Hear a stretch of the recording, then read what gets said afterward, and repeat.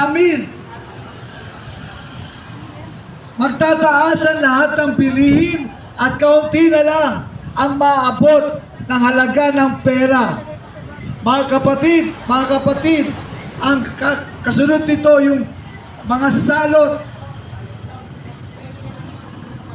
At ngayon, sa digmaan, ginagamit nila yung mga biological warfare na kung saan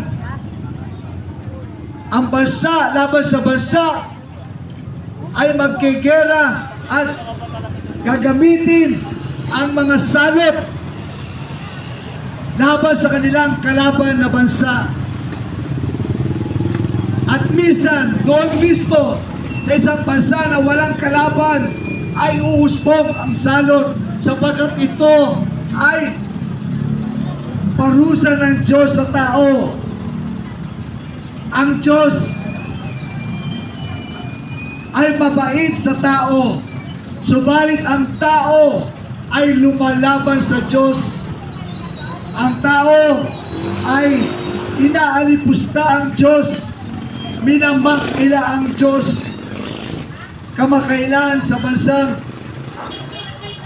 ibang bansa, pinapakita nila doon yung paghihirap ng Panginoong Yesus kung saan halos nakahubad yung mga nagpa-participate doon sa sufferings of Christ.